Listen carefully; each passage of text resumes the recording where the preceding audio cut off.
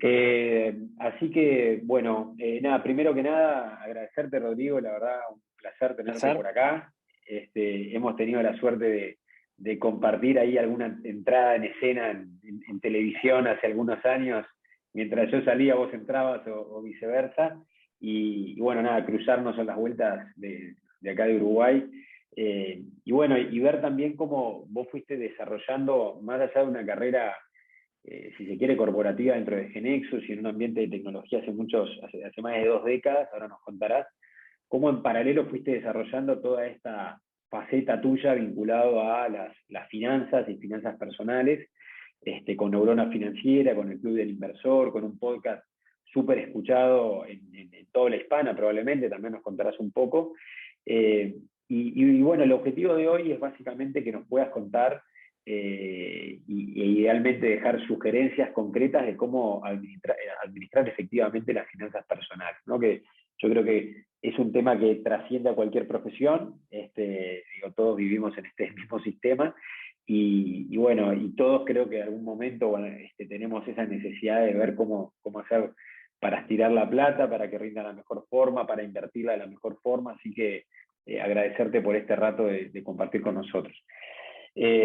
Antes de darte la palabra y agradecer obviamente a los presentes, comentar que vamos a estar dropeando un POAP, que es un certificado de asistencia a la blockchain, a todo quien nos deje su mail en el chat. Ahora igual se los recordamos ahí por el chat, pero básicamente después de estas charlas a todos les dropeamos este POAP y queda como un recuerdo también de lo que fue la actividad. Así que nada, eso para quienes quieran tener este recuerdo nos dejan el mail y les mandamos un link para que hagan el claim del POP. Eh, bueno, vamos para adelante. Contanos, Rodrigo, un Bueno, poco de vos, contá tu historia y en bueno, función de eso vamos interactuando.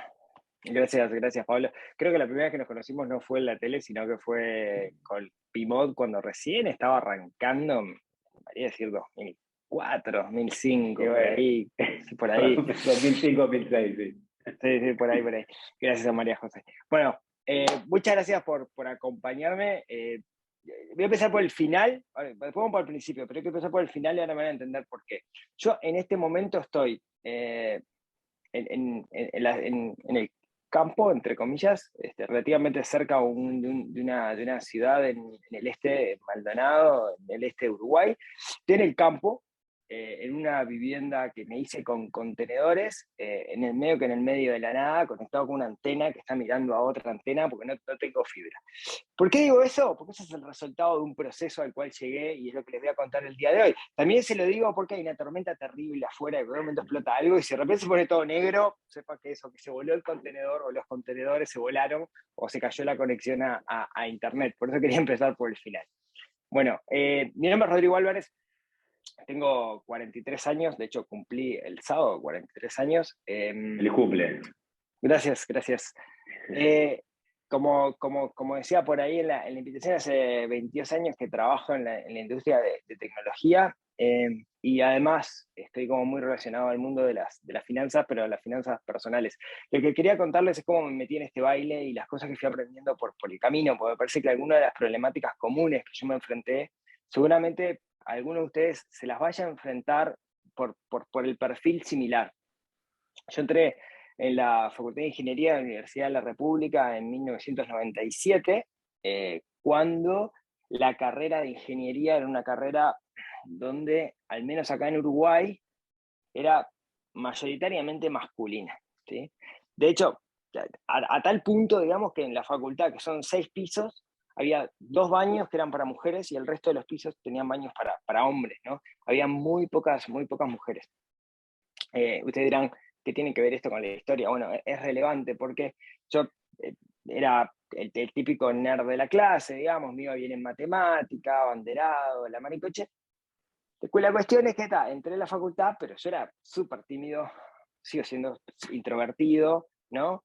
Entonces me pasó algo que, al menos en mi época, a muchos informáticos nos pasaba.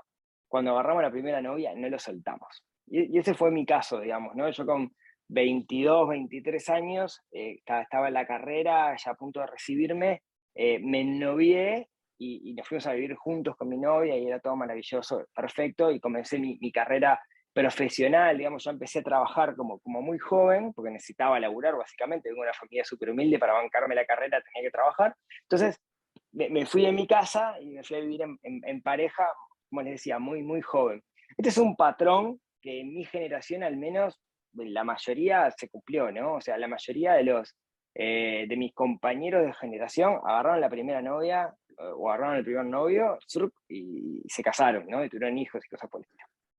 A mí me pasó lo mismo, pero tuve un temita que fue que empecé mi carrera profesional en el mundo de la tecnología, y Uruguay es una plaza muy chica, siempre fue una plaza muy chica para el mundo de la tecnología, y ya cuando me acuerdo cuando me presenté a al llamado, había una cosa que decía, disponibilidad para viajar, ¿no? Yo vengo de una familia donde mi madre, que falleció, nunca cruzó la frontera, para hacer una idea. Mi padre fue a Bolivia una vez, digamos, fue lo más lejos que llegó. Yo decía, ¿qué voy a viajar yo, digamos? Esto lo debe poner por cualquier cosa. La cuestión que terminé durante muchos años viajando muchísimo, ¿sí? Claro, como viajaba, en realidad tenía la parte buena que era que me pagaban viáticos. Entonces empecé a ganar muy bien, ¿sí? Estuve casi un año viviendo en Venezuela, estuve en México, a esta altura he recorrido los 5 continentes ya por el tema, por informática. Ahí haciendo Y qué en particular en esos viajes. bueno, de todo un poco, ¿no? Yo empecé mi carrera como técnico, entonces por ejemplo, fui arquitecto de una solución en una plataforma petrolera en el Golfo de México, una aplicación móvil, cuando no existían las aplicaciones móviles, esto es un tema súper entretenido que después si quieren le cuento, no va al caso, pero haciendo con Palm, cosas por el estilo, haciendo aplicaciones de control por el cual funcionaba una plataforma petrolera. Después trabajando como preventa técnico, o sea, haciendo demostraciones de producto o trabajando como soporte especializado, ¿sí? Ese era mi rol específicamente. La cuestión fue que viajé muchísimo y empecé a ganar muy bien, básicamente porque la política era que cuando estabas en el exterior, además de tu sueldo, se te pagaba un sobresueldo por estar afuera, ¿no? Y yo que venía sin grandes pretensiones, la realidad es que no me la gastaba. Eh, a diferencia de repente de otros compañeros que eran más grandes que yo, y esto es relevante, capaz que les deja una enseñanza, ¿no? Que tenían sus familias y que sentían que el viajar era, puff, tengo que estar acá afuera, ¿no? Tengo que estar viajando, estoy lejos de mi familia, etc. Y compensaban eso con consumo, ya sea para ellos o para los que se quedaban, ¿no? Para los familiares, sus hijos, su esposa, etcétera, que se quedaban en su casa, gastaban muchísimo. Entonces, todos esos viáticos se lo terminaban patinando. Entonces, lo que yo ganaba como capital, digamos, ellos se lo terminaban gastando. Y es como algo bien relevante, que es una cosa que se da cuando uno viaja mucho. A veces gastan boludeces, digamos, porque quiere como compensar la nostalgia, ¿no? Que es un gran problema, porque en realidad el consumo te hace sentir bien en el cortísimo plazo, ¿no? Te sube la dopamina, pero después baja enseguida. Entonces no es como una solución. Yo me fui para el otro lado, y esto es relevante, porque yo en realidad no era que bueno, vivía, yo no gastaba directamente, ¿no? O sea, si me daban plata para comer, comía lo más barato posible. Me acuerdo que en aquel entonces hubo un proyecto que comía siempre en McDonald's para comer barato, que terminé subiendo de peso un montón, una cosa horrible, terrible, para no gastar plata. ¿Qué hice con toda esa plata? Con toda esa plata que ganaba, me hice una casa, ¿sí?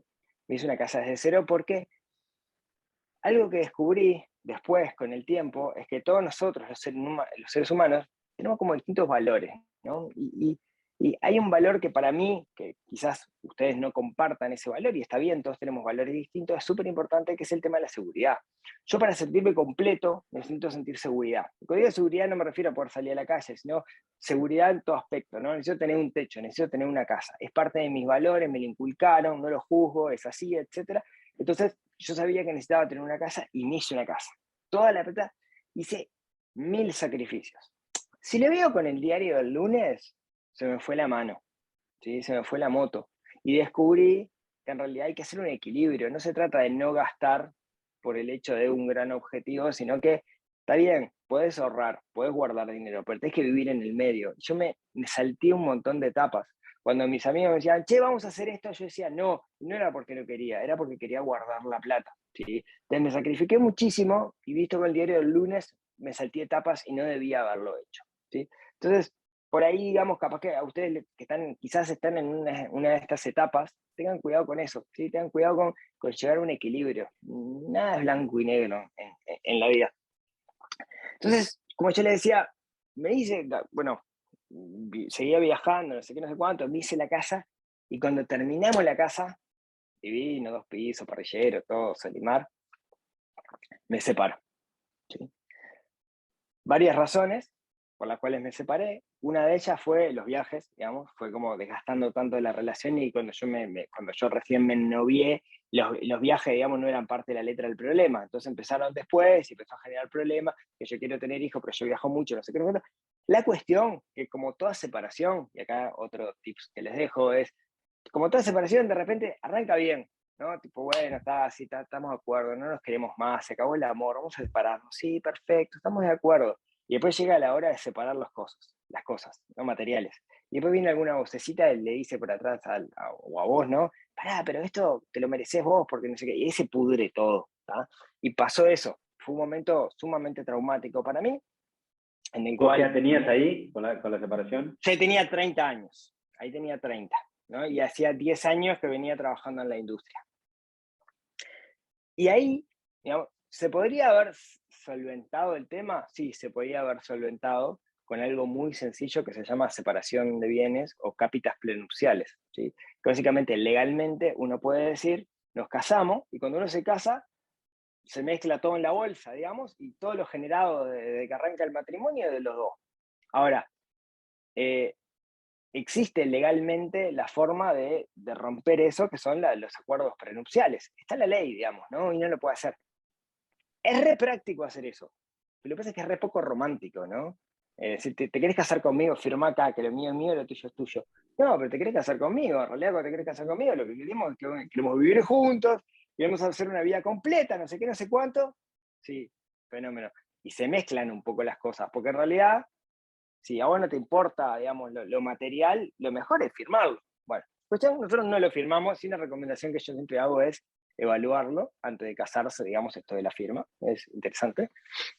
Bueno, la cuestión es que se pudrió todo, como les decía, y yo ahí tomé una decisión que fue una decisión muy importante en mi vida y de la cual no me arrepiento, que fue decir, ¿sabes qué?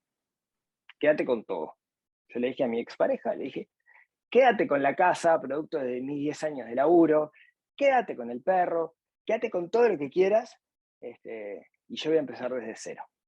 Pero cortamos, digamos, no nos hablamos nunca más. Perfecto. Hicimos eso, y empecé de cero. Y ahí estaba yo con 30 años, viviendo en la casa de mis padres, volviendo a mi viejo cuarto, digamos, que era un depósito y tuve que pedir que me pusieran una cama, digamos, diciendo, che, ¿qué hago ahora? ¿No? Seguía teniendo mi trabajo, la ropa puesta y un Fusca, un Volkswagen Escarabajo, que era mi auto. Y entonces dije, tuve como una epifanía y dije, no puede ser la primera persona que le pasa esto. Esto le tiene que haber pasado a alguien más. Esto a alguien más le tiene que haber pasado, no puede ser.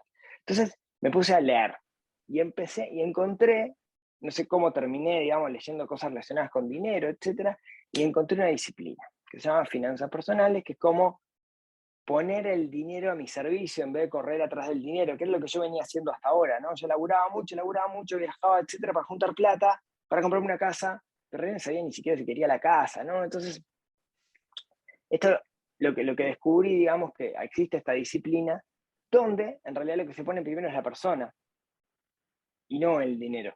Donde el dinero es una herramienta para que la persona consiga cosas, para que la persona se pueda desarrollar de alguna forma. Entonces, me empecé a meter en este mundo de las finanzas personales. Y me atrapó, ¿no? Me conquistó. Y, y, y la realidad es que me empezó a ir bien, ¿no? Empecé a aplicar estos conceptos y empezó a mejorar considerablemente mi vida. Y dije, oh, qué bueno que está esto. Y de repente me juntaba con amigotes en un asado y yo era el que hablaba de plata, ¿no? Y decía, che, no sé qué, el endeudamiento, la hipoteca, etc. Y empecé a encontrar como algunos problemitas comunes que la Pero gente no perdón, está... Sí, ahí no teniendo vos un perfil de economista ni de contador, o sea, no viniendo ese palo, vos venías ahí de laburar 10 años en el ambiente de, digamos, de tecnología, viajando por el mundo, como decías, y te pasa esta situación personal y te metes en el asunto autodidacta, leyendo, y así. autodidacta. Exacto, exacto. A base de libros, un que otro curso por ahí en el extranjero, porque era una dinámica que acá en Latinoamérica no se hablaba esto de finanzas personales. O cuando encontrabas la disciplina, que es una gran discusión que tengo con la gente del Banco Central hoy, ¿no? Te dicen, ¿qué son las finanzas personales? Entender cómo funciona una tarjeta de crédito. Y eso es el 1%, ¿no? Es muchísimo más vasto todo. Y me atrapó muchísimo para mí, como herramienta para mí. Y me empezó a pasar que hablando con gente empecé a encontrar que había, de mi entorno, ¿no? Muchos programadores, había problemáticas comunes, ¿no? El acceso a la vivienda, la hipoteca, ¿cuándo me conviene una hipoteca? ¿Cuándo no me conviene? No sé qué. Entonces yo me ponía a investigar y a entender cómo es que funcionan estas hipotecas. Ah, sistema francés, ¿no? Qué interesante. ¿Por qué no usamos el holandés? Ah, mirá, que en Uruguay no se usa. ¿Por qué en España usan la tasa LIBOR? ¿Por qué nosotros acá no? ¿Cómo lo hacemos? ¿En dólares, en pesos? Endeudamiento. Empecé a conocer un montón de gente que estaba sumamente endeudada con créditos de consumo, ¿no? Ahí ya no tanto gente, de repente, programadores, sino otros círculos donde abusaban muchísimo de la tarjeta de crédito, los créditos de consumo. Y empecé a ver que había una necesidad en el mercado.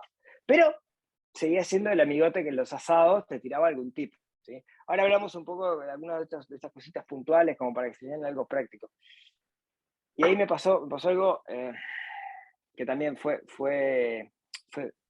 si querés, en este proyecto fue súper importante, que es un día cuando tenía 33 años, viene mi padre y me cuenta que se va a jubilar, ¿no? Contexto, mi padre laburante toda la vida, nunca se llevó muy bien con la administración, ¿sí? La verdad. Entonces yo tenía miedo, porque iba a pasar a cobrar menos, iba a estar complicado, ¿no? Entonces yo, que me la creía, que era, logré subsanar mi situación financiera, le llamo a mi padre y digo, vamos a tomar un café, papá, quiero hablar contigo y te voy a explicar cómo funciona el mundo del dinero, ¿no? Claro, yo soy el hijo de mi padre, voy a ser el chiquito toda la vida, entonces lo que le conté le entró por acá y le salió por acá, no sirvió para nada. Entonces dije, yo tengo que poder ayudar a mi padre, pues se va a mandar un montón de errores, va a cometer un montón de errores, ¿cómo le puedo ayudar? Entonces hablé con mi madre, ¿no? Que es lo que hace cualquiera que, ¿no? Hablo, che, mamá, mira, me pasa esto. No, que tu padre es un desastre, no sé qué, sí, ya sé, ¿cómo lo ayudo? Entonces me dijo, ¿y por qué no inventas algo con el tema de internet? Pues yo le había regalado a mi padre cuando se jubiló, le regalé un laptop para que él, digamos, siguiera conectado, porque el que tenía era el laboratorio, etc. Entonces se me ocurrió una idea, y esa idea era crear un blog, y como yo siempre tuve muchas faltas de ortografía, le mandaba a mi padre previamente los artículos para que mis padres los corrigieran, ¿no? Y publicaba. ¿Y cómo le pongo al blog? No sé, Neurona Financiera. Y ahí nació neuronafinanciera.com, un blog destinado a mi padre, exclusivamente a mi padre. Claro, cada tanto tenía que meter a otro artículo para no marcar bobera, ¿no? Pues no se iba a dar cuenta que era todo para él. Y cosas de internet, después el tráfico empezó a crecer y después empezaron a pasar cosas, casualidades, digamos, llegó la gente adecuada, y después me pidió que escribiera un libro, después una charla TEDx, etc. Y el proyecto como que creció. Igual no es la idea hablar como del proyecto, sino que les quería dejar algunos de los aprendizajes que me ha llevado este proyecto durante todos estos años, porque parte de lo que ha pasado es que he hablado con cientos de personas, ¿sí? Todas con problemáticas distintas, pero todas con problemáticas más o menos parecidas, digamos, ¿no? En particular, en el ambiente de la tecnología, que es mi entorno, que estoy rodeado de personas que viven en ese ambiente, de todas las edades distintas, que hoy por hoy hay una rotación enorme, que por maní gratis se va un programador de una empresa a otra empresa. eh, Hay algunas problemáticas que están como bien marcadas, y que yo quería comentarles, digamos, algunos de mis aprendizajes sobre algunas de estas cuestiones que quizás a ustedes les afecten, pero quería contarles cómo llegamos hasta acá. ¿Vamos bien? Perfecto, perfecto, sí. Bien. El que quiera, también aprovecho mientras tomás agua, hacer alguna pregunta o algo, siéntase libre de poner el chat o el micrófono, como quieran. Hacerlo bien entre casa esto. Pero dale, buenísimo. Vamos, gracias Gastón. Bueno, a ver, como les decía, uno de los principales problemas que tenemos en esta región del mundo es el tema de la casa propia, de la vivienda propia. Hay como dos perfiles, ¿no? Tenés el perfil nómada digital. Yo ni en pedo quiero tener una propiedad porque una propiedad me ata a un lugar y en realidad quiero viajar por el mundo programando en hostel y cafés.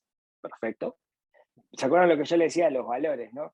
Para esa persona el tema seguridad, digamos, no es tan importante. Lo que quieren, porque en realidad si vos te sentís seguridad tenés que tener como un techo, ¿no? Es parte de eso de la seguridad. O está el otro perfil del otro lado, yo quiero tener mi casa porque a mí me inculcaron que primero la casa, después lo demás, ¿no? Que es muy de los que tenemos mi edad, digamos, que tengo 40 y pico, nos inculcaron con eso, ¿no? El tema de la casa propia. Hoy está cambiando. Durante mucho tiempo, en este país al menos, la única forma que tenías de tener una casa era tener la plata, ir y comprarla o heredarla. Era muy difícil acceder a un crédito para hacerlo. Pero de un tiempo a esta parte se empezaron a popularizar los créditos hipotecarios, ¿sí? Crédito hipotecario es, básicamente, vos hipotecás tu casa, la propiedad que vas a comprar queda hipotecada, básicamente se la queda al banco y vos se la vas pagando al banco con intereses, ¿sí? No me voy a meter de lleno en el tema de crédito hipotecario, digamos, porque da para charlar bastante, simplemente le quiero comentar algunas cositas. Hay una regla no escrita del endeudamiento, en términos generales, que dice que nosotros nos deberíamos endeudar en la moneda en la cual nosotros recibimos los ingresos. ¿Por qué? Porque si no especulo. Es así que la mayoría de los bancos, por ejemplo acá en Uruguay, te permiten hacer créditos en dólares, porque hay mucha gente que cobra en dólares, o en otra moneda que no es pesos, sino que se llama unidades indexadas, que es una moneda que acompaña la inflación. Es similar a la UVA en Argentina o a la UF en Chile. Básicamente sigue el IPC, el índice de precios del consumo. Entonces, vos lo que sabés es que el costo que va a tener para vos, no monetario, ¿no? Sino el costo en valor, va a ser el mismo a lo largo del tiempo porque supuestamente tu salario se va acomodando con respecto a la inflación, ¿sí? Esto acá, ¿no? Es una realidad muy distinta en Argentina, por ejemplo. Entonces, lo natural es meterse en una hipoteca. La hipoteca básicamente te prestan hasta un 80 o un 90% de lo que sale la vivienda, vos tenés que poner como una entrega y después lo pagás en cómodos 20 años. Ahí algunos tips, digamos, que les quiero dejar y después ustedes lo investigan. Tengan presente que en una hipoteca se utiliza acá en este lado del mundo lo que se llama el sistema francés, que el sistema francés lo que hace es, básicamente imaginen que tienen que pagar 240 cuotas, que son 20 años, ¿sí? Para que se den una idea. La primera cuota pagás 99% intereses y 1% amortización, quiere decir 1% es plata que devolvés y 99% son intereses por lo que aún no devolviste. La cuota número 2 pagás, digamos que son 100 cuotas, 2% de amortización, 98% es intereses. O sea, vos llegás a la mitad de los 20 años y básicamente pagaste casi todo intereses y todavía no empezaste a devolver casi nada de la plata, ¿sí? Eso es todo un tema. Entonces, tips con respecto a la cuota hipotecaria, es importante la tasa, cuanto más baja la tasa mejor. Cuanto menos tiempo sea la hipoteca, menos vas a terminar pagando. Entonces está bueno que el tiempo sea lo más chico posible.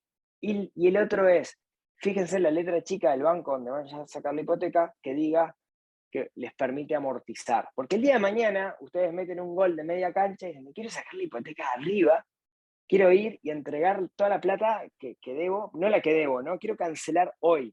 Bueno, el banco te tiene que dejar y no todos los bancos te dejan. Y es importante, antes de firmar, saber que te vas a poder hacerlo. Porque la diferencia, digamos, entre cancelar es que se te achican todos los intereses. Entonces terminas pagando muchísimo menos. Pero no todos los bancos te lo permiten, ¿sí? Entonces, eso es una de las cosas con respecto a la vivienda que les quería dejar.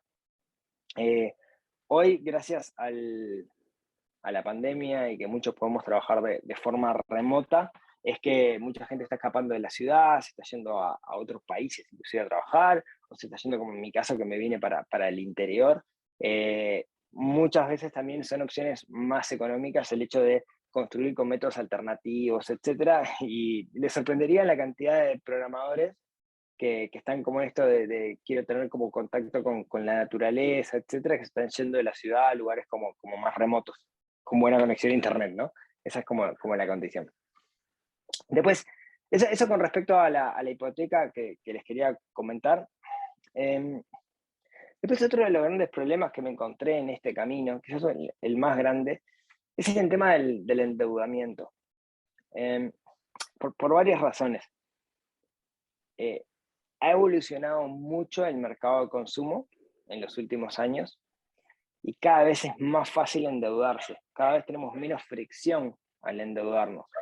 Hoy, gracias a distintos tipos de algoritmos, de que nuestra información está pública, inteligencia artificial, etcétera, es relativamente fácil para una empresa hacer un scoring de alguien y saber qué tan buen pagador o mal pagador puede ser. Entonces, ha cambiado mucho con respecto a hace 20, 30 años, que para que te prestaran plata o te dieran una tarjeta de crédito tenías que llevar 1000 papeles y demostrar que eras buena persona, hasta examen de ADN te hacían. Hoy, con tu cara y tu número de cédula, básicamente ya te dan la plata, ¿sí?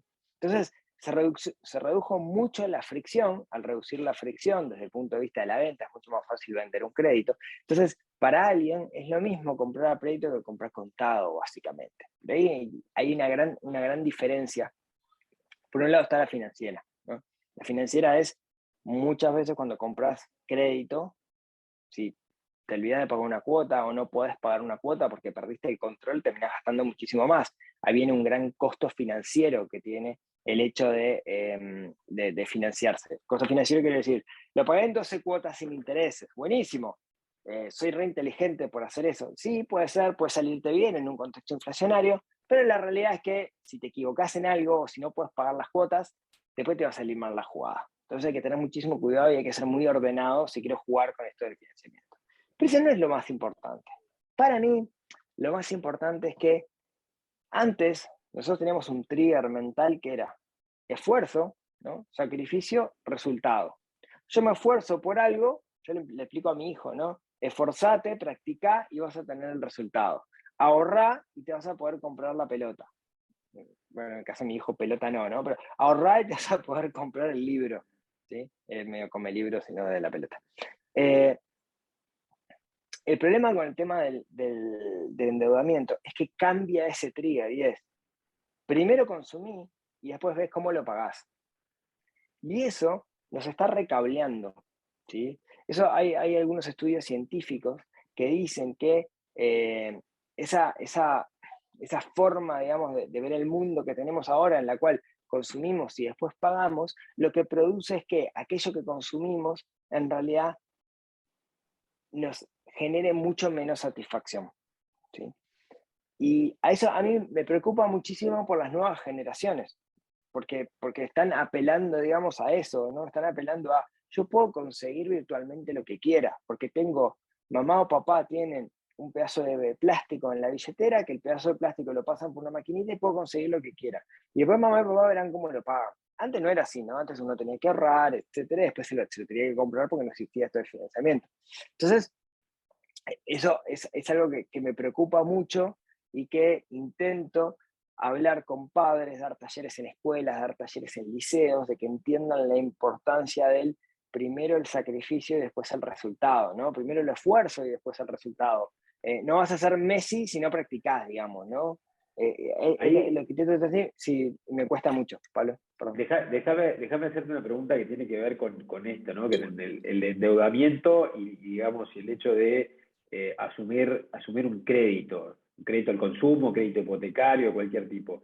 ¿Cuándo vos creés que sí puede ser una buena alternativa entrar en un crédito? O sea, ¿hay alguna situación así que vos digas, bueno, en este caso sí está bien, y que no sea solamente por consumir y después ver cómo lo pago? O sea, digo, porque ¿le ves algo positivo al nuevo mundo del consumo y de tanta flexibilidad en los créditos, o sea, versus el pasado, o no? Bueno, es una pregunta muy filosófica en realidad, ¿no? Porque es como si yo te preguntara, ¿la plata compra la felicidad? Seguramente nos pongamos a discutir con un whisky en la mano y lleguemos a la conclusión que no, que en realidad la plata no compra la felicidad. Pero decirle eso a alguien que está muerto de hambre, que hace 3 días que no come y le das plata para comprarse un sándwich. Te va a decir, sí, esta plata este dinero me está dando la felicidad. Algo que me pasó con esto del mundo del dinero es que me di cuenta que no hay blancos y negros, ¿sí? Porque yo te puedo decir, no, el crédito es malo. Pablo, evita el crédito, porque el crédito es malo. Pero de repente ese crédito lo tiene que tomar la madre para comprarle zapatos a su hijo para que pueda ir a la escuela porque no tiene zapatos. ¿Y quién soy yo para decirle a la madre, está mal lo que estás haciendo porque estás asumiendo un crédito? Entonces, hay una delgada línea roja en las generalizaciones de esto que lo hace muy complicado. Hay un tema sí que es, cuando hablamos de un emprendimiento y el emprendimiento se quiere apalancar y apunta a apalancarse con una inyección de capital que puede venir de un socio, puede venir de una incubadora, etcétera, digamos, ahí sí podemos discutir si es bueno o malo, si lo tiene que hacer orgánicamente o no lo tiene que hacer orgánicamente, etcétera. Pero cuando hablamos de personas es re delicado hacer juicios de valor ahí.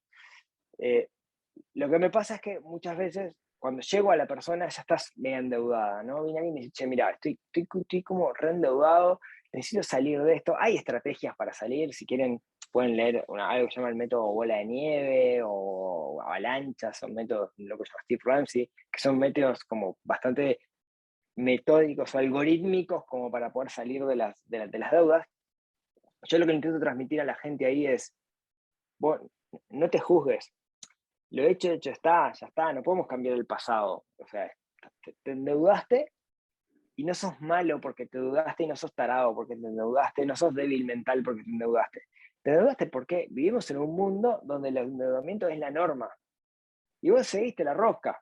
Y cuando te quisiste acordar, con tus 5 tarjetas de crédito, te pasaste de tu crédito en todas y no lo puedes pagar porque no te da tu sueldo. Y no sos bobo por eso. Así vive todo el mundo. Y de alguna manera hacerlo distinto te transforma en ser medio contracorriente. Entonces, no se puede juzgar por qué la gente lo hace. No digo tampoco que vos estás haciendo un juicio de valores, pero no se puede juzgar justamente porque no sabés la situación de la otra persona. Me ha pasado en esto de las finanzas de hablar con gente millonaria, literalmente millonaria, que tiene cabeza de pobre, que se siente pobre, le tiene miedo al mañana.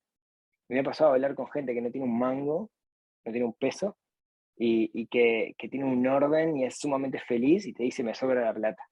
Entonces es re difícil el juicio y eso es lo que lo hace tan complicado también el trabajar de coach financiero con alguien, porque las realidades que ves son muy, como muy variadas. Bueno, no sé si te contesté la pregunta, ¿no? Sí, sí, sí, Divagué un no, poco. sí, digo, entiendo es difícil la generalidad.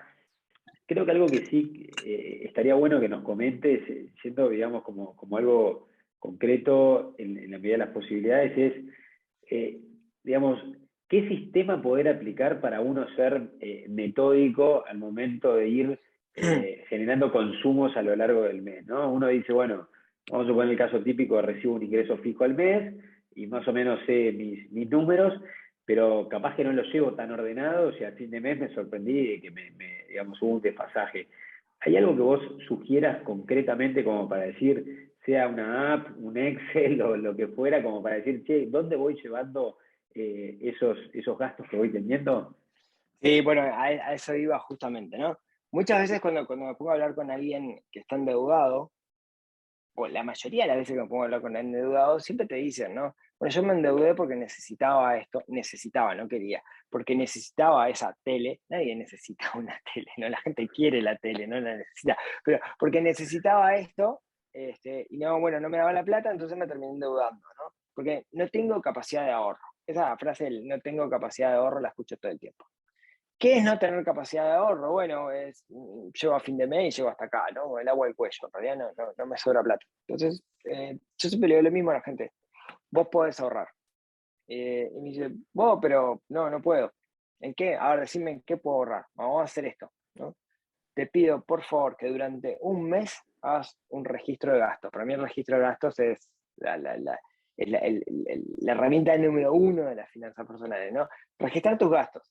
Y después en un mes yo te digo en qué puedes ahorrar. Y siempre encontramos algún gasto al tope, digamos, que se puede hacer. O inclusive hemos llegado a encontrar muchas veces gastos que te quedan por ahí, que tenés débitos en tarjeta de crédito, que ni siquiera sabes qué es lo que es ese débito, no debería estar ahí, igual se te sigue cobrando. ¿Cómo hacer un registro de gastos? Bueno, es muy fácil fracasar a la hora de hacer el registro de gastos. Es súper fácil empezar a hacer un registro de gastos y morir por el camino. ¿sí? Básicamente eso lo haces se hace por dos razones. Primero, porque le agregas mucha complejidad al tema, lo haces como muy difícil el tema registro de gastos, por un lado, y por otro lado, que la clave en el registro de gastos no es el registro en sí, si usas una app, un Excel o un pizarrón. La clave está en transformarlo en un hábito, está en transformarlo en una tarea automatizada. Yo, por ejemplo, si no hago el registro de gastos, siento como si tuviera una piedra en el zapato, me molesta ya a esta altura. Yo necesito tener como las cuentas alineadas. ¿Cómo se puede hacer? Hay 1000 aplicaciones en la vuelta, ¿sí? Lo que tenemos que tener en cuenta de esas aplicaciones o de una planilla Excel, digamos, es que se acomoda a nosotros y no nosotros tener que cambiar nuestra administración porque lo demanda la planilla. Hay gratuitas, hay pagas. Los yankees suelen usar una que se llama You Need a Budget, INAB, pero hay trillones, es buscar en algún store. La recomendación de mi parte es que los datos estén en la nube, porque si el día de mañana aparece el teléfono o lo que sea, no querés perder ese registro vale oro. Yo tengo como 8 años de registro de gastos y para mí es oro puro eso, digamos, por todo el valor que tengo ahí. De hecho, antes de que entrara, yo le estaba comentando que charlamos con Pablo, que yo ahora estoy dejando mi relación de dependencia, estoy renunciando a mi trabajo después de 22 años de carrera, y lo puedo hacer porque es una planificación financiera. Y parte de esa planificación financiera lo que a mí me decía es, ¿cuánto gasto yo en vivir? Yo necesito saber cuánto me cuesta a mí vivir, no una sensación. Necesito saber cuánto. Cuando yo sé cuánto me cuesta vivir, puedo hacer las cuentas para saber cuánto tengo que ganar para mantener ese estilo de vida. Y eso es lo que me permite tomar decisiones. Así que, a tu pregunta, la herramienta número 1 es el registro de gastos. Después hay otra herramienta que es tanto más poderosa, que es el presupuesto. El presupuesto es el registro de gastos, pero en el futuro, ¿no? Que es intentar predecir cuánto vas a gastar vos en el siguiente periodo. Y ahí siempre me dicen, pero yo vivo en un país inflacionario y en un país inflacionario jamás voy a poder deducir cuánto es. Bueno, más o menos, vos puedes estimular, ¿no? Puedes estimar. Si estás en Argentina y te dicen que va a haber un 60% de inflación, agarras todo y le aumentas todo 60%. Estamos en Uruguay y nos dicen que es un 10, agarras y le aumentas todo un 10. Otra de las características que tiene que tener el sistema que utilicemos, esto es súper importante, es que sea multimoneda. Porque en el ambiente de tecnología estamos muy acostumbrados que muchas cosas se cobran en dólares, otras cosas se cobran en moneda local, y tenemos que tener un sistema que nos permita integrar las dos cosas. Por lo general, los sistemas que son yankees, que vienen del norte, son de una moneda sola, porque no existe otra moneda que no sea el dólar para ellos, ¿no? Pero las aplicaciones que usemos nosotros usualmente nos tienen que permitir manejar ambas monedas para poder registrar bien, digamos, lo que hacemos, si se puede calcular el tipo de cambio mejor, etc. Pero esas dos herramientas, la herramienta de registro de gastos y la herramienta de presupuestos son vitales, para mí es algo que lo tenemos que tener. Y a mí me gustaría preguntarle a alguno de los que está acá si alguno tiene o lleva un registro de gastos. Voy a abrir el chat. Bueno, ahí de hecho tenemos una pregunta. Mira, Diego dice sí en Monify y Pablo, bueno, otra de Rocío dice en Excel. El que quiera abra el micrófono, siéntase tranquilo. Y justamente Pablo pone, hablando de, no sé cómo se pronuncia Inav, esta. sí, esa. You need a budget.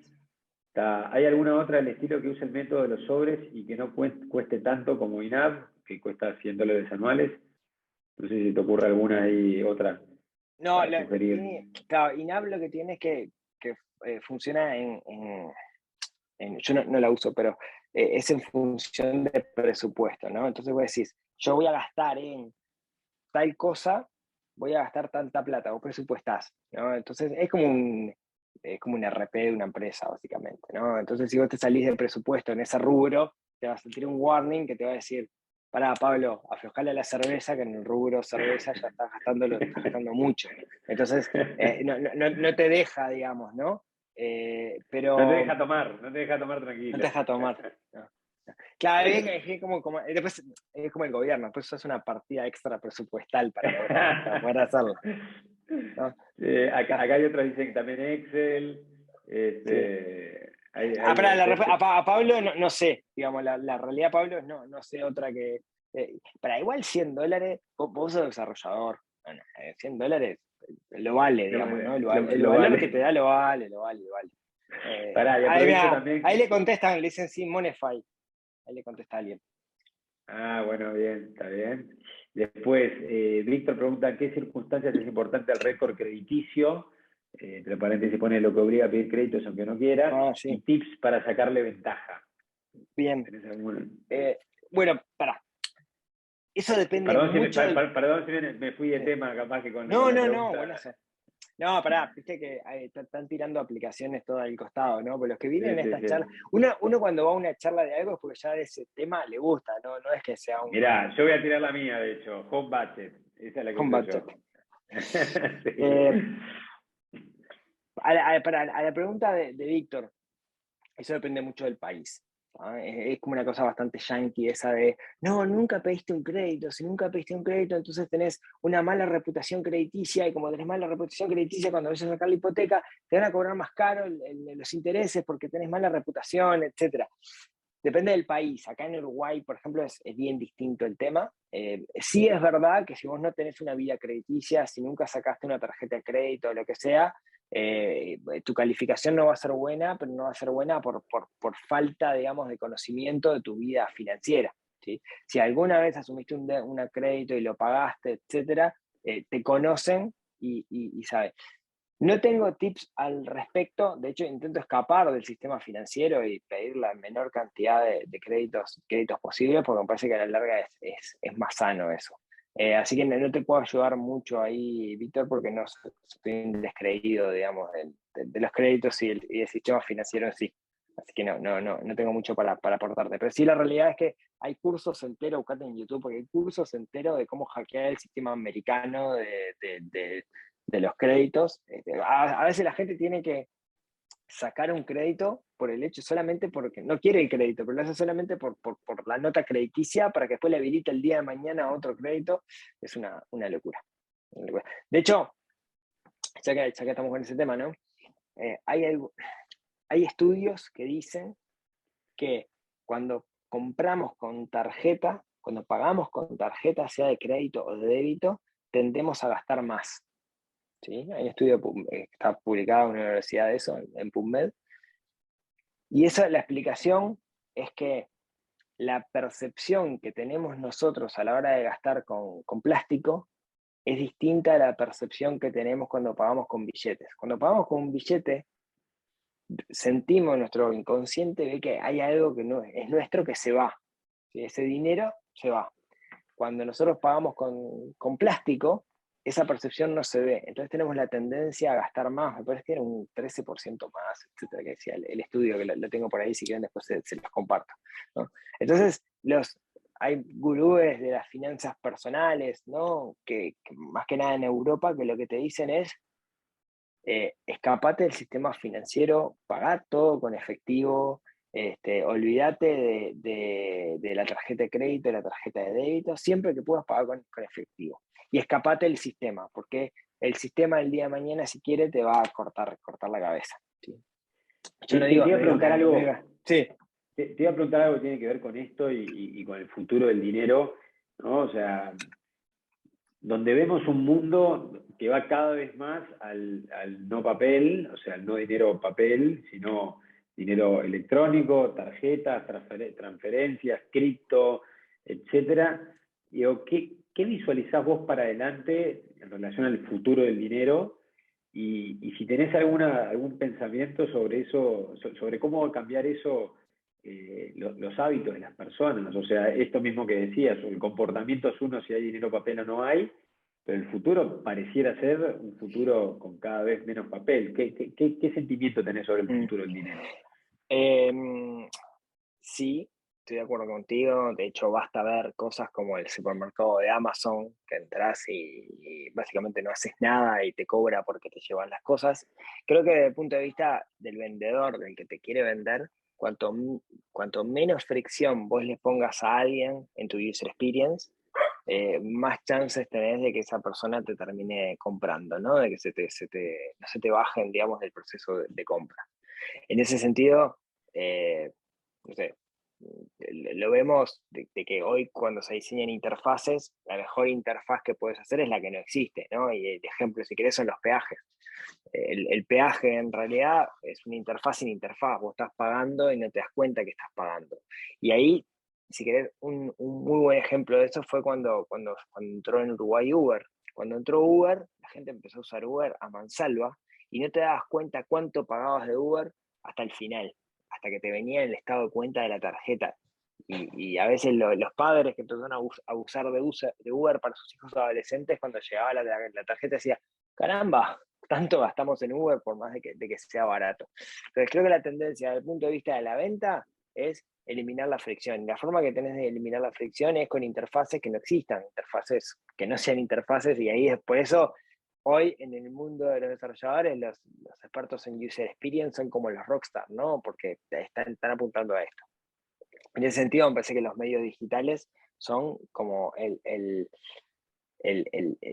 pago digital, ¿no? El dinero electrónico es como la herramienta para eso. Entonces, creo que desde el punto de vista de la industria, no desde el punto de vista de los consumidores, sino desde el punto de vista de la industria, cada vez lo vamos a ver más, cada vez vamos a ver estas interfaces sin interfaces que nos van a llevar a consumir más. El futuro no lo sé. Intento no hacer. Algo muy divertido que hago yo es siempre en enero me guardo los artículos del diario de los economistas que hacen predicciones de cuánto va a estar el dólar a fin de año y después en diciembre lo leo y me doy cuenta que todos se equivocan. Entonces intento no hacer predicciones del futuro porque una vez leí a alguien que decía que la economía, a diferencia de lo que muchos piensan, no es una ciencia dura, sino que es una ciencia social. Y como ciencia social no hay nada que se pueda predecir, porque depende de las personas y las personas son impredecibles. Pero sí, pero estoy de acuerdo contigo, digamos, en que la tendencia va hacia el otro lado, ¿no? La tendencia hace que el efectivo desaparezca, que el cheque se transforme en cheque electrónico, que la factura sea una factura electrónica.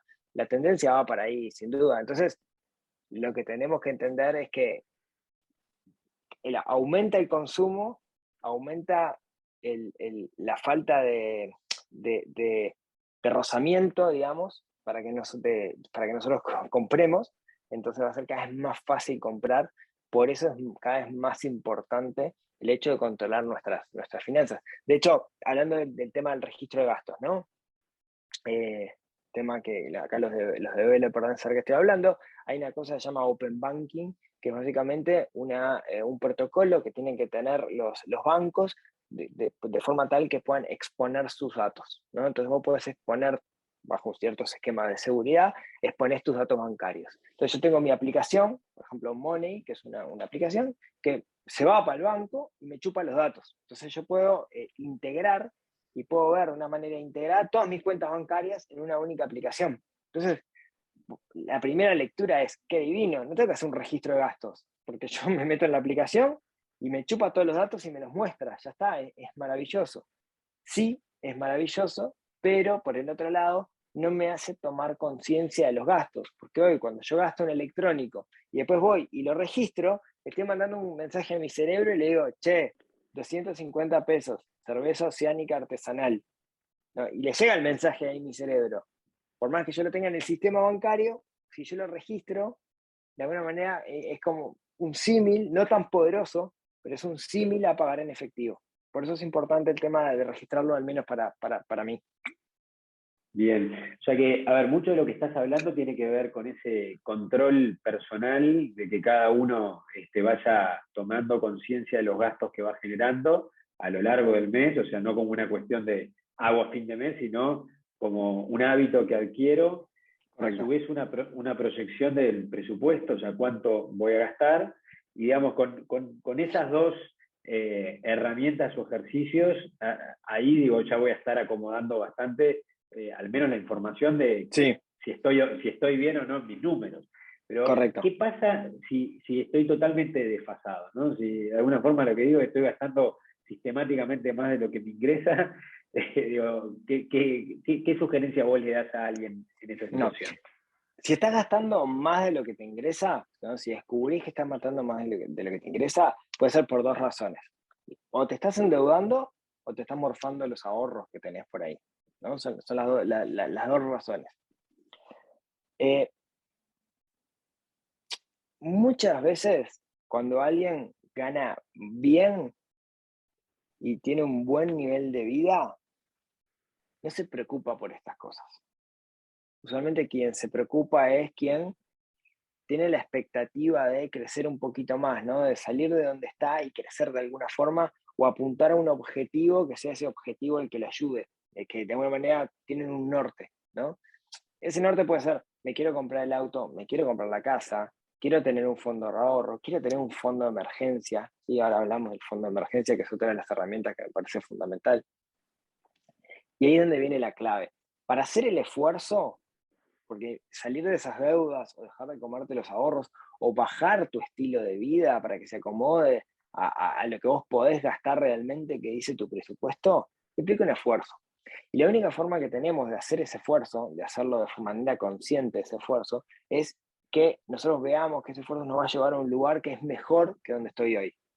Entonces, una de las maneras que a mí me gusta de definir, por ejemplo, el ahorro, que usualmente estamos hablando de ahorro, es un sacrificio hoy como para un bien mayor el día de mañana. Yo tengo que saber cuál es ese bien, ¿no? Ejemplo tonto, llego de la facultad, 10 de la noche, día como hoy, lluvia, viento, frío, abro la heladera y hay, no sé, un paquete de manteca y en la alacena un paquete de fideos. Tengo la opción 1 que es fideo con manteca, la opción 2 es mi teléfono que me dice, pedido ya, llamame, chivito con fritas. Todo tu ser te va a pedir morfarte el chivito. Y está bien, claro, pero te lleva, no sé, 15, 20 dólares, ¿no? Y son 15, 20 dólares que en principio capaz que los puedes pagar, porque vamos a pagar en fin de mes o como cuota, como sea. Pero el problema está en que eso te aleja 20 dólares de tu objetivo. Si no tienes un objetivo, ¿por qué lo vas a hacer? Y ahí es donde viene la clave de definir claramente cuáles son nuestros objetivos. ¿Qué es lo que yo quiero? Yo me hago este sacrificio, me como los fideos con manteca. ¿Ah? Pero ¿por qué? Porque tengo algo que quiero y que sé que esto me va a alejar un poquito. Y por eso lo hago. ¿Sí? Y ahí es donde está la clave. La clave está en definir claramente cuáles son nuestros objetivos que yo quiero. ¿Por qué voy a hacer este sacrificio? ¿Por qué lo estoy haciendo? Muchas veces no tenemos claro ese norte, y al no tener claro ese norte es que empezamos a cometer estos errores de vivir de una forma más allá de nuestras posibilidades. Y ahí es donde está el gran problema. La mayoría de los problemas financieros se dan porque vivimos más allá de nuestras posibilidades, muchas veces influenciado por el entorno, ¿no? Muchas veces influenciado por los que tengo alrededor. Claro, lo que hacen mis amigos, lo que hace mi familia, o sea, de alguna forma te querés subir a esa ola y no Claro, podés. exacto. Cuando yo empecé a laburar, a mí me pasaba que me acuerdo que iba a comer a la cocina, eran todos más grandes que yo, y por distintas razones todos habían viajado a Europa. Y estaban hablando de la callecita de Europa, y yo me sentía como un bicho raro, y yo lo que más quería era poder viajar a Europa como ellos, para ir a comer a ese restaurante que decían en no sé dónde. Y te contagiás, y es humano, ¿no? Recordemos que nosotros como seres humanos, ¿no? Nuestro cerebro tiene tres capas, ¿no? El reptiliano, el límbico y el precórtex, y que las capas que están más adentro son las bases que estaban en el principio como animales, ¿no? Y como animales que somos, nosotros sabemos que somos parte de una tribu, eso nos va a proteger de hostilidades externas. Entonces siempre intentamos ser parte de tribu. Ahí está el libro de Seth Godin, digamos, que habla de eso. Entonces, siempre nos vamos a estar influenciados porque somos seres sociales. Eso es parte de nuestra realidad.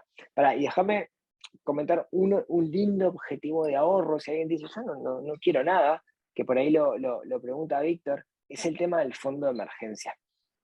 El fondo de emergencia es una cantidad de dinero que nosotros tenemos guardadas para una emergencia. ¿Qué es una emergencia? Bueno, una emergencia puede ser que se me rompa un caño de mi casa, una tubería, una emergencia puede ser que me quede sin empleo, una emergencia puede ser que me tengan que hacer un tratamiento de conducto. Para las personas que viven al día, si tenés una emergencia, tenés dos formas de cubrirlo, ¿no? O no, es una sola, con endeudamiento, digamos, no hay otra. El fondo de emergencia lo que te permite es apelar a vos mismo y no tener que pedirle prestado dinero a nadie, ¿no? Te da como libertad, de cierta manera. ¿Sí? Entonces, una linda cosa es ir armando un fondo de emergencia. Víctor pregunta, ¿cómo dividís esos porcentajes? Mi opinión es que depende. no hay una regla escrita, depende de cada una de las personas, depende de cada una de las realidades. Yo no aconsejo separar tanto para esto, tanto para otro, va a depender de cada uno de los casos, porque cada caso, cada familia es distinta. Lo que sí es súper importante armar ese fondo de emergencia, así como también es súper importante, y este era el otro tema que quería tratar hoy con ustedes, armar un fondo que esté dedicado a la inversión. Y ustedes dirán, ¿por qué la inversión? Bueno, porque va a llegar un día que nuestra cabecita no nos va a dar para programar, no nos va a dar para seguir laburando, y vamos a querer retirarnos y dejar de trabajar. Y ustedes dirán, en este momento de su vida, no, esto a mí me encanta, yo quiero hacer el resto de su vida. Créanme, va a llegar un momento que no van a tener ganas de hacerlo. Y ahí la mayoría de nosotros estamos metidos en un sistema donde el Estado nos da una seguridad social, ¿sí? Llámese AFIP, AFJP, AFAP, BPS, caja de profesionales o como lo quieran llamar. Básicamente es un sistema de capitalización en el cual nos sacan plata de nuestro salario o nosotros pagamos por medio de nuestra empresa. Y hay dos sistemas, digamos, pero básicamente lo que se hace es invertir ese dinero para generar una rentabilidad, y lo hace una empresa con un riesgo muy bajo, pensando en el largo plazo. Ese es el plan A para la mayoría de nosotros. Pero no depende de nosotros. ¿A qué me refiero? Cuando hablamos de nuestra jubilación, tenemos que entender que depende de decisiones políticas, de decisiones económicas, del gobierno, de la tasa de natalidad, de COVID, de 1000 factores, ¿sí? Entonces, sepan aquellos menores de 40 o de mi edad, de 40 y pico, que seguramente cuando les toque retirarse, las reglas de juego no van a ser las mismas reglas de juego que hay ahora. Van a cambiar. No importa en qué país estén, van a cambiar. Está complicado. Entonces, la única forma que tenemos nosotros de conseguir un retiro digno es armarnos nuestro propio retiro. Está el plan A, pero tengamos un plan B, ¿sí? Entonces, ese plan B lo tenemos que hacer nosotros, y lo tenemos que hacer a base de inversión, ¿sí? Y tenemos que transformarnos en inversores. Tenemos que empezar a buscar un fondo de ahorro, y ese fondo de ahorro comenzar a invertirlo para que genere ese concepto de interés compuesto, de que las ganancias se reinviertan en ganancias, etcétera, etcétera, y así vaya creciendo. Sí, perdón que te corte, pero No, quiero profundizar en eso, pero también respetar tu tiempo y el de todos. Está por cumplir una hora. Me gustaría, digo, que puedas profundizar al menos en estos últimos minutos, y te quiero poner un ejemplo concreto para tratar de ir digamos, a algo que se vaya a una generalidad. Supongamos que tengo, ¿no? Porque cuando uno piensa en inversor, a veces la cabeza se le va a la persona que tiene muchísimo dinero. Pero vamos a suponer que nosotros tenemos $5.000, ¿no? Y decimos, bueno, a ver, ¿qué puedo hacer? Y no son parte de mi fondo de emergencia, no son parte de mi presupuesto mensual, sino que son $5.000 que para que invertir. voy a asignar en inversión. ¿Qué nos podrías sugerir? ¿Qué se te viene a la cabeza? También, obviamente, dependerá de 1000 casos, pero digo, ¿hay algo que nos puedas decir, bueno, qué se puede hacer con esa plata que vos sientas que en este contexto mundial hoy puede funcionar mejor que otras cosas? Sí, déjame dar un paso para atrás. Hay algo Dale. con respecto a las inversiones que es importante saber, y es, a la hora de invertir, siempre se habla de inversión riesgo, más rentabilidad, etcétera, está bien eso, pero depende de la edad que tenemos nosotros, la cantidad de riesgo que podemos asumir, ¿sí? Usualmente el riesgo, por ejemplo, en la bolsa de valores, el riesgo es la volatilidad, ¿no? Es el serrucho que hace la gráfica, ¿no? Entonces, no es lo mismo que yo tenga 60 años y que eventualmente en un par de años quiera sacar toda la plata para vivir, que tener 20 años y poder recuperarme de una caída. Entonces, lo primero que tenemos que tener presente es que el riesgo está asociado a la edad de la persona, al objetivo del dinero en realidad, ¿no? Entonces, eso como cosa una. Si es verdad, a más riesgo, más rentabilidad, digamos, pero también podemos perder todo, lo bueno que el tiempo nos puede recuperar. Entonces uno dice, bueno, tengo 5 lucas, tengo $5.000, y ¿cuáles son las opciones para $5.000 hoy por hoy? Bueno, estamos en un momento bastante complicado con respecto al sistema financiero, porque siempre cuando vos hablas con alguien que está en el mundo de las inversiones, siempre te va a tirar todo para el sistema financiero. ¿Qué es el sistema financiero? El sistema financiero es bolsa de valores, ETF, bonos, ese tipo de cosas, ¿sí? Y hoy el sistema financiero viene así, desde el principio de año viene así, viene en una franca caída y está todo el mundo esperando que rebote en algún momento y empiece a subir, ¿no? Usualmente se da, llega un momento donde está bajando y se vuelve a recuperar y vuelve a subir. Si uno ve, por ejemplo, alguna gráfica como la del SPY 500, ¿no? Que son las 500 empresas más grandes de Estados Unidos, la tendencia es creciente desde que se están midiendo, pero tiene picos. Ahora estamos en un pico de bajada. Sería esperar, digamos, que empiece a subir de nuevo. Entonces, una posible opción es el sistema financiero. Por ejemplo, uno de estos instrumentos que se llaman ETF, que es como una especie de ponderación de distintas cosas. Hay ETFs temáticos, hay ETFs por industria, por tamaño, etc. Entonces uno podría buscar un ETF de algún mercado, no sé, por ejemplo, mercado canábico, hay ETFs del mercado canábico, y apuntarle al crecimiento. ¿Sí? Uno podría llegar a hacer eso. No sé si es el momento ahora, no soy experto en el tema, pero ahí es otro vuela, digamos, hay que sabe, pero podría ser una opción. ¿Sí? Otra opción, si salimos un poco del mercado financiero, ¿sí? La realidad es que hoy hay opciones interesantes, yo no las comparto mucho, pero hay opciones interesantes en el mercado de consumo. ¿A qué me refiero? Cada vez la gente pide más plata prestada. ¿Sí? Entonces, esa gente que pide plata prestada se financia por medio de financieras, y esas financieras muchas veces no tienen la plata. Entonces, hay empresas que lo que hacen es, le piden plata a inversores, arman un pool, y ese pool lo usan para dar préstamos de consumo. Y tienen rentabilidades del 10, 11, 12% medidos en dólares. A mí no me gustan porque están alentando en los mercados de consumo, y no me gustan los mercados de consumo. No me gustan, digamos, los créditos, ese tipo de créditos a las personas porque le pueden arruinar la vida. Pero existen empresas que hacen eso, o empresas que lo que están haciendo es vender hipotecas. Entonces, quien pone la plata para la hipoteca es el propio inversor. O empresas que lo que están haciendo es aprovechar un muy buen momento que hay con los commodities. Los commodities es cosas como la carne, el trigo, la soja, ese tipo de cosas. Las empresas ganaderas, por ejemplo, que hay pools ganaderos en los cuales uno puede entrar desde $5.000, viene desde hace muchísimo tiempo pagando buenas rentabilidades, en el entorno del 10%, ¿no? Más o menos.